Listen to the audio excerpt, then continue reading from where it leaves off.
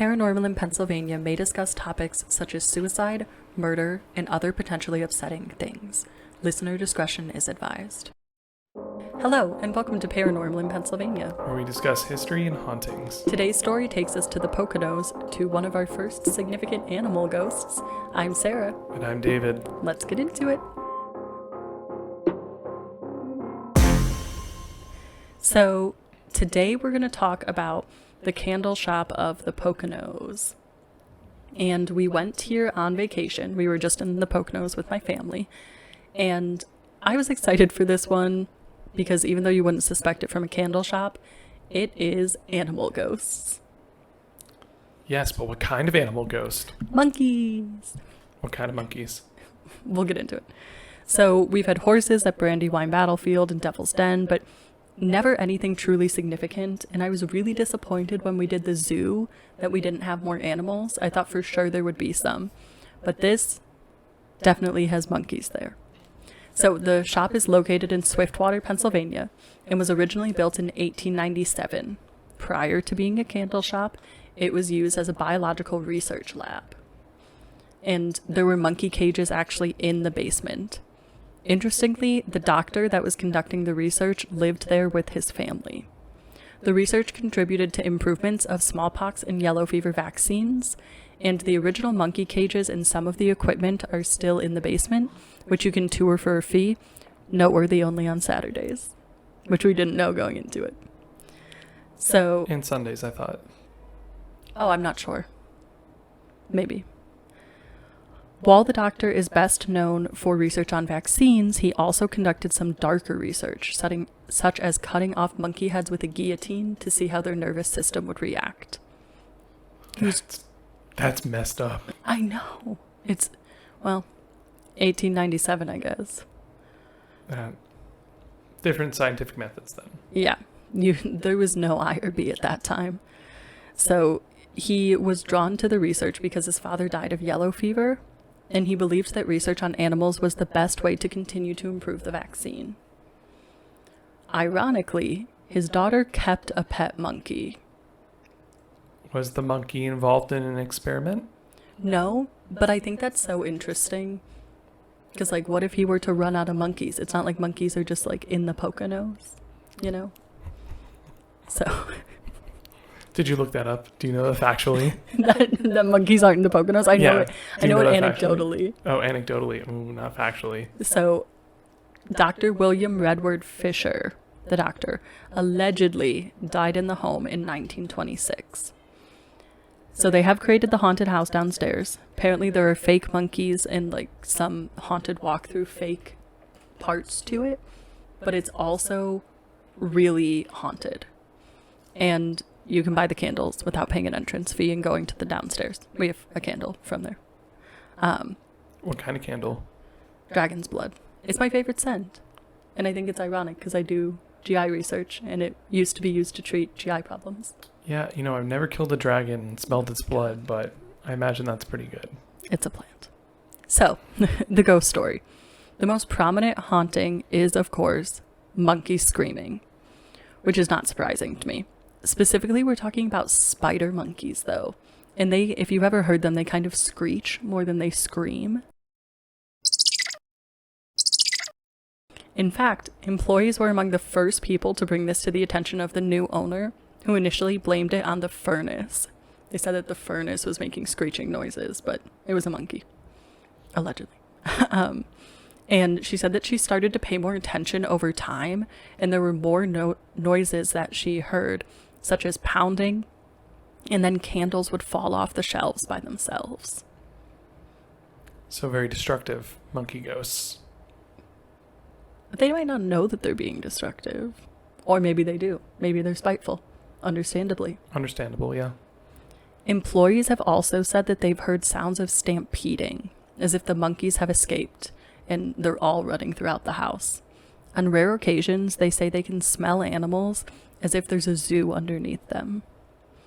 That's quite a feat in the candle shop, considering how much it smelled. Yeah, no joke. There are, would you like to say thousands of candles easily? Oh, yeah. Yeah, it's a massive candle shop. Yeah, massive. Employees are so scared of the noises that some of them refuse to walk around the premises alone at night.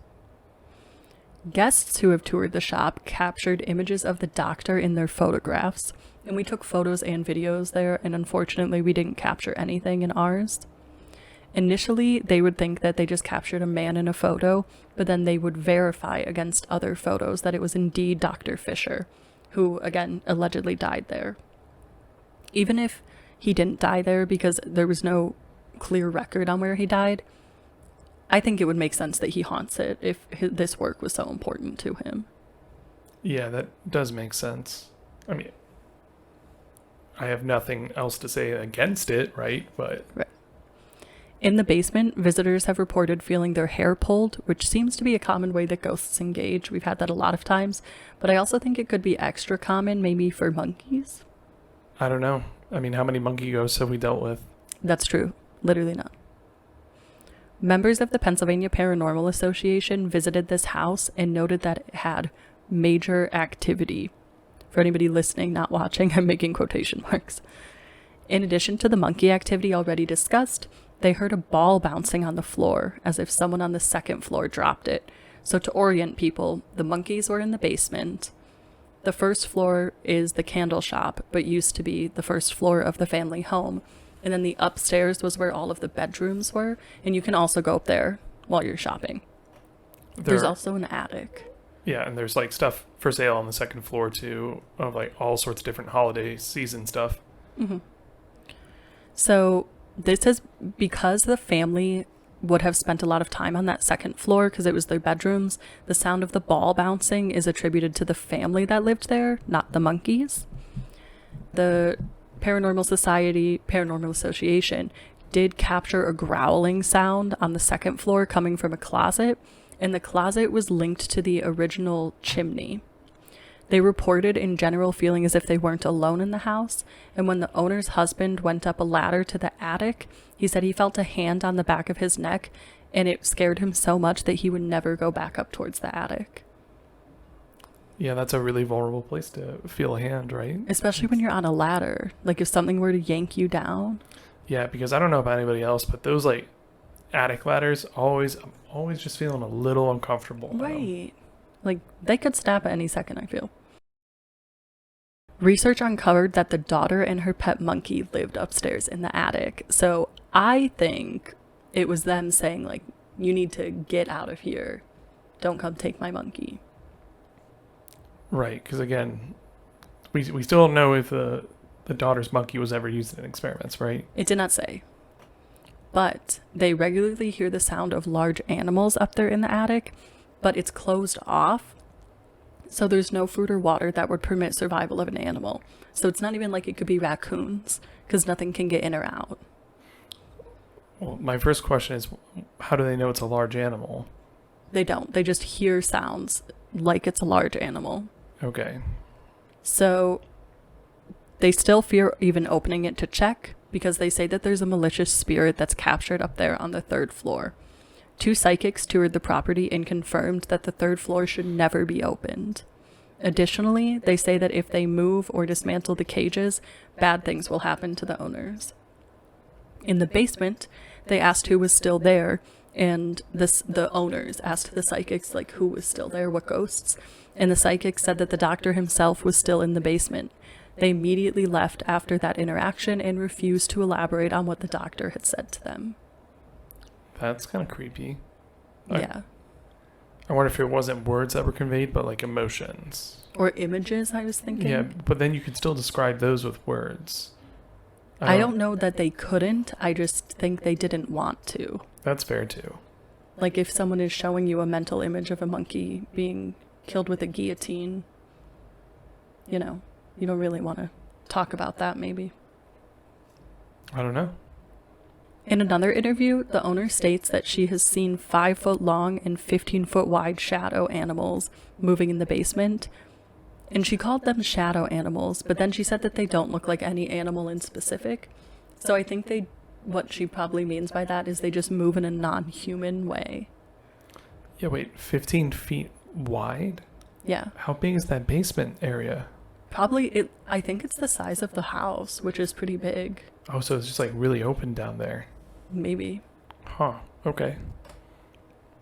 She stated that they had called an exterminator to look for proof of any animals in the building. Like I said, they thought maybe raccoons up in the attic or anything in the basement, because they were hearing all these animal noises and smelling all these things, and they didn't find anything. Her husband bought these monkey candlestick holders for her, and when she placed them, dirt was kicked up and the sound of a herd of animals followed. Which, I mean, I think it's a pretty sick joke. Like, you live in a house where there was testing on monkeys, and you're gonna decorate your house with monkeys?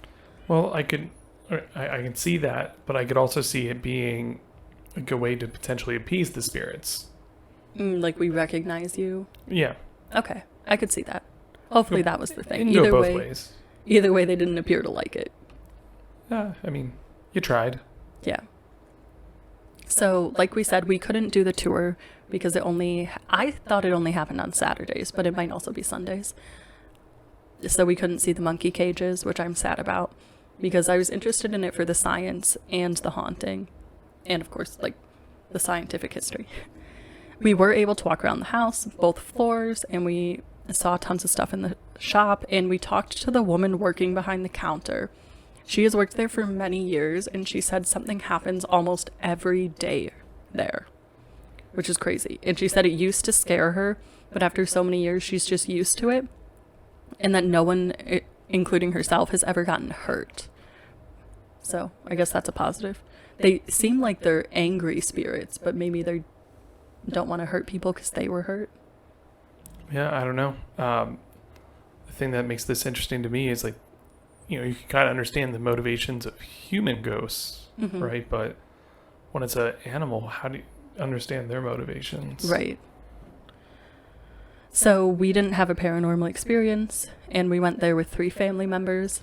They didn't have a paranormal experience, but I did look at some reviews on Google, and many people do report smelling dead animals there, which is really interesting. Multiple Google reviews said that this could only ever be a candle shop because that's the only thing that could cover the smell. And specifically, one reviewer named John Wrights, I hope I'm pronouncing his last name right, said, quote, "I did smell the faint odor of a dead animal, likely one that died in the walls, but hey, you never know." End quote. So I think that's interesting too. Maybe that is why it's a candle shop. Maybe that wasn't the intention when they bought it. Right. Well, before it was a antique shop, yeah. Right? So, yeah, maybe that's how the motivation of the candles, but I don't know. That's all conjecture. Right. We can't be sure. So, to answer the question, would you go back to this place of paranormal phenomena? Yes. For what? Would you go during the day? Would you go at night? Would you do the haunted walkthrough, ghost hunt, etc.? So yes to everything. However, the going at night and like doing like a stay over, like a sleep in, I don't know where you would sleep in that building. Well, I don't know if you would sleep. I think you would just do like a overnight ghost hunt. Sure. But still, yes. And I have a really important question for you. Where is this place located? Swiftwater? Do you think the water's fast there? Oh my gosh. I thought that I pronounced it incorrectly or something. No, I was just wondering. I've been wanting to ask that question this whole time. So I would go back. I would go back for the haunted tour for sure, because like I said, I think the scientific history is really, really cool. And we have obviously come a long way in vaccine research. So very interesting. If you're there, check it out. The candle shop of the Poconos, and smell all the candles. You never will smell all the candles. There's far too many. We tried. We really tried. But definitely talk to the staff. Everyone there was really friendly. They had a lot of cool stuff there. So check it out. And if you're able, go on the haunted tour. Thanks for listening, and tune in next week to see what hauntings we discuss next.